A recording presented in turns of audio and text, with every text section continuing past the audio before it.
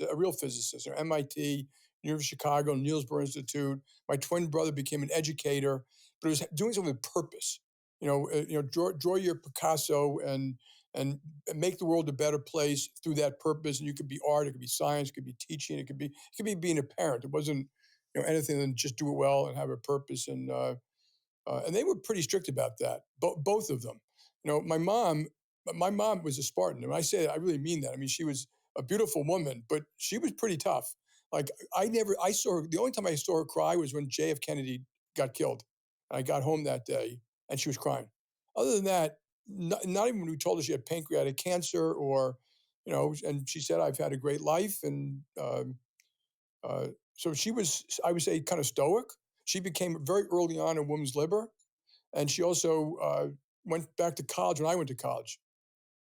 So she hadn't finished college. She'd gone for a year or two at Brooklyn College or something like that, and then stopped to be a mother. But she always did things like, I'll tell you a quick little story about my mother. We must be 12 or 13 years old, and my parents are having a glass of wine in the living room. And my father says to my mother something about, her name was Themis, which means justice in Greek, by the way. I believe the goddess of justice. And he used the word, "You're acting hysterical." And I don't know if you remember those books about the second mystique or the second sex. And she said, "I told you not to say that, Ted." He said, "Well, when you're acting hysterical, you're acting hysterical." And she said, "I told you not to say that." And he said it one more time, and she walked up to him and took her wine in his face and left the room.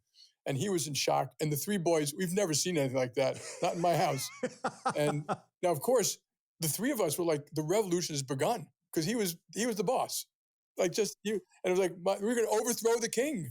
And to his credit, when we all sat down for dinner a little bit later, he came back and said, "I just want you all to know your mom was right." So that sounds like the Jamie Dimon I know today. The other thing about my mother, you got to understand, my mother was a Freudian.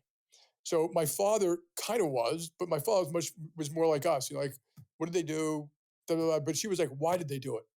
And so it's like, so you have these conversations. I don't care why they did it.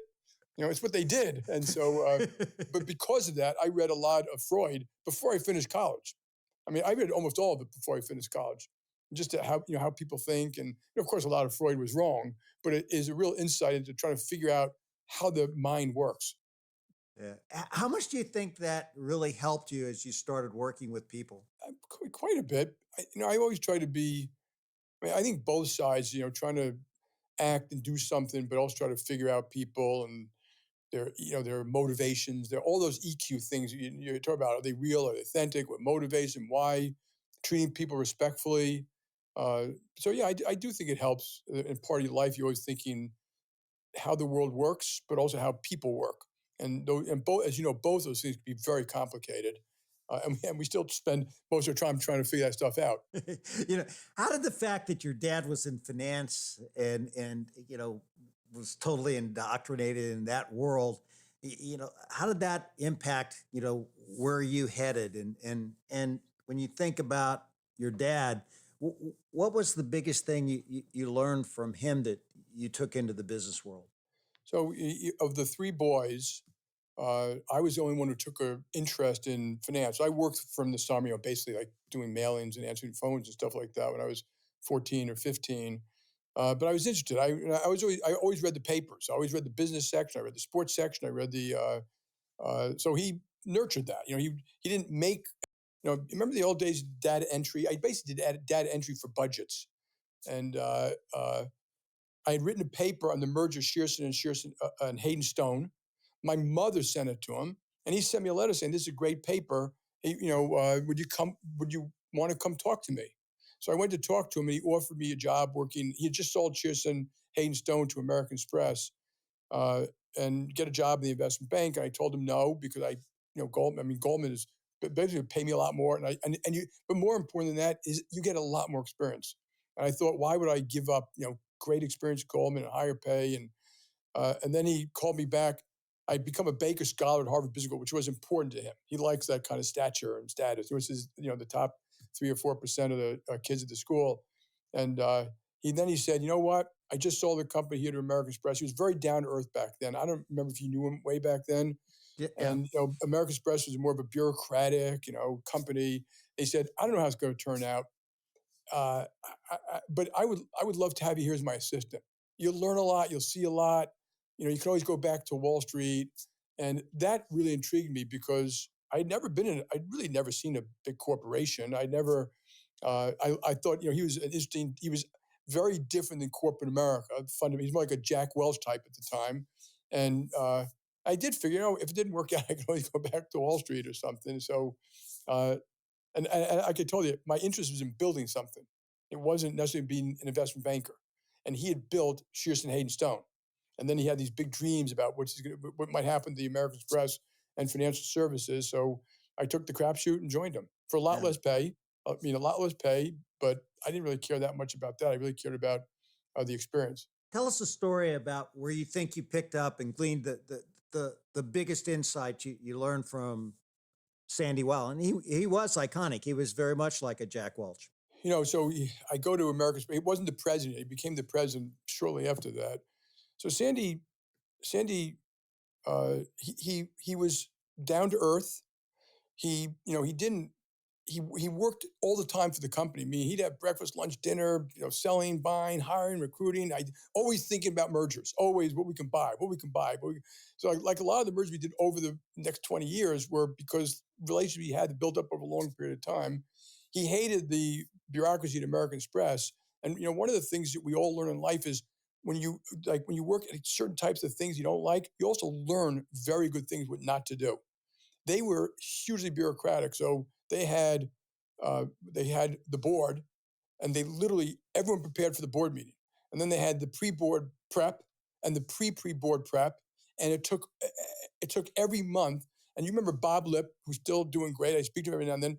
Bob Lip hated that stuff. A lot of the big banks had it. It was just bureaucratic, a lot of politics inside, and people didn't share information and who's up and who's down, and internally it was less of a meritocracy, more of a who do you know and where did you go to school, at least early on. And he just hated all that stuff. In fact, Bob Liv, of course, you may remember, we got to Travelers, when he joined us at Commercial Credit, is like you couldn't make a presentation to the board with a PowerPoint. Like he just said, we're not doing it, and you're not prepared. So I've never prepared a presentation for the board ever, not once. I've done it for big deals we did and stuff like that, and so Sandy was always hustling that stuff. Always wanted to know the facts and the BS and the bureaucracy, and was a fanatic about expenses and growing. And we bought Lehman. We were there. He's always out with the salespeople, shaking hands, doing the dinners. You have a lot of CEOs who just wouldn't do that. They're too busy to actually hang out with their own people, and so you learn all those lessons. Do you think leadership has evolved in terms of what really makes a leader today versus in those days? And do you see a difference? There is definitely a difference. And when you ask questions like that, I always think about what what is the same and what changed. So let me just do what's the same, okay? Because I think you got to be very careful about it. Like it's totally different. I think in all these things, like Andy Pearson was one of the great CEOs of all time. He was Jack Welch before Jack Welch, but the mind power, the analytics, the detail, the repeat, the rinse, the go out to the store, the observe what's going on, to listen to people, to do it again, branch by branch, product by product, service by service. A lot of companies don't do that, and they literally and then even politics inside a company stops, a full undressing of your own performance. Like how are we actually doing? Why, if you're in Pizza Hut, not why is just Taco Bell maybe doing better, but why is McDonald's doing better? This company overseas doing better. And if you don't do that, it's very hard to become a great company. So I don't think that's changed. I think some companies rely too much on outside advisors and all that. Another thing that has not changed is, I'm going to say, great administration. Meaning, you look at, and you've seen it where some people who run companies, they're a hot mess. People don't know what their jobs are. Meetings don't start on time. They don't return their phone calls. They're too busy. And I've used as an example, a military example, but Ike Eisenhower, during Normandy and D-Day, 150,000 troops, 7,000 ships, hundreds of aircraft, 30,000 paratroopers, food, guns, bullets, timing, planning, and you got to run stuff. So you may not be the greatest analyst in the world, but you got to run it, and the people have to know what their jobs are and how you're doing it. And the last part's changed a bit. Okay, and not for everybody, but and I think it's the most important part. And you were part of this too. But when I started working, there was a lot of the pounding the table and the politics. And but I think what really makes a great leader is this part, which is heart and curiosity. You use recognition. I want to explain to your listeners a little bit about how I see recognition and what I learned from you. Heart is you actually give a damn. It makes you authentic. You're not trying to be perfect. You make lots of mistakes, but they see people know you are or they aren't. How you treat people, what you say, do you do what you say, do you follow up? And for everyone on the podcast, you've all seen the BSers out there. People they think they're getting away with it. They generally aren't. And people don't want to work for those people. And you can read all these leaders, whether it's military or history or business. You earn trust and respect. You earn it by every day showing that you're going to work as hard as they do. You care as much. You're trying to do the right thing. You're not trying to be right. You're the first person to say, I made a mistake. You're the first person to share credit. You're not the first person to blame the other person, hang people high, make an example of someone unless they're doing something unethical. Uh, and curiosity is the same thing, but you're always learning. So, I used to go to some branches, some stores with you every now and the restaurants, and you're always learning. I can go to any branch at JP Morgan Chase today and sit down with the tellers. I'm going to learn something about what systems we have, what Bank of America does better. Why do we do this? Why does it take so much? How come we can't do this in the branch?